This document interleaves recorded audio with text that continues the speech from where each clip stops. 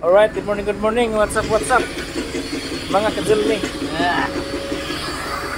Abang Purman reo? Ay. Purmandar ba?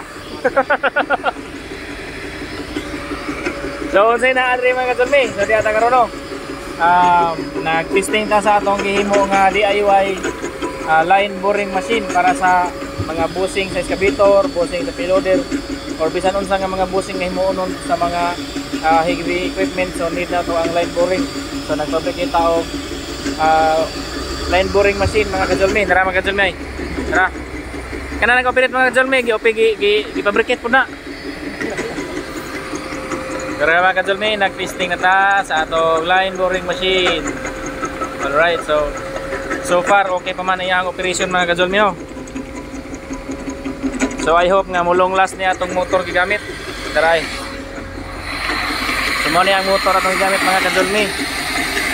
So Inco nga 2,800 watts nga diamond core drill machine. All right.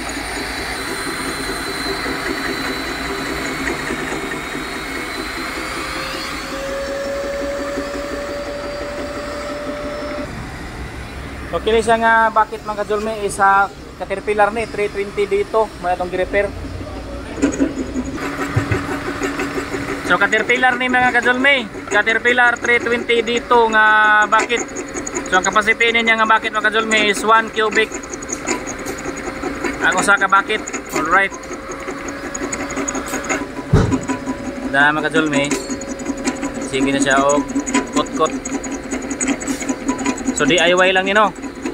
Kay dili man ta ka-afford sa itong mga portable nga kuan line boring o line welding machine kay so much expensive man to kayo. So nag DIY lang ta og line boring machine. So far okay man ang iyang operation. So go na ni nato.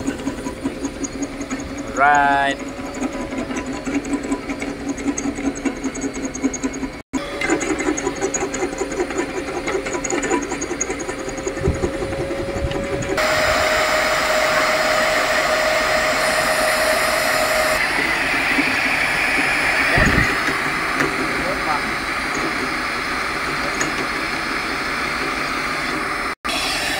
So kini sa day mga kajulmi is naggamit ta og 2,800 watts nga diamond core drilling machine.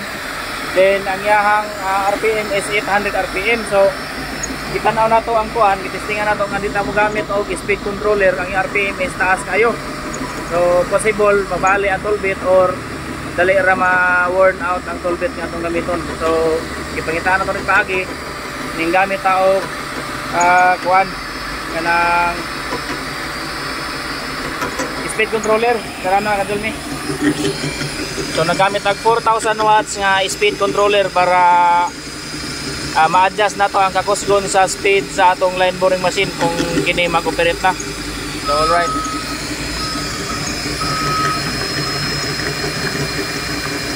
WBT 4,000 watts.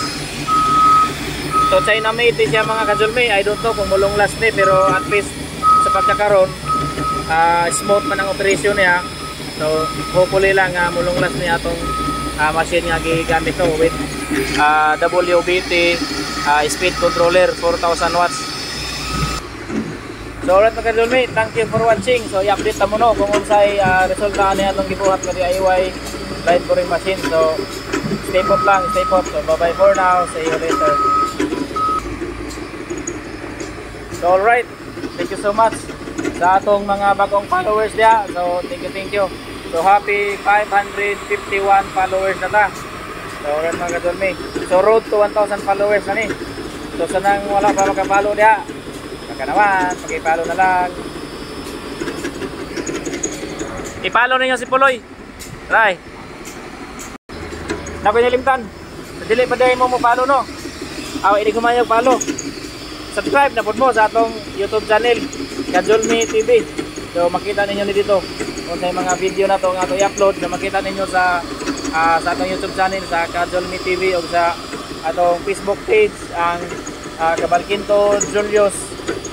So alright, muna atong Facebook page. Makita na ninyo dito mga Kajulmi. Alright, bye bye. See you later.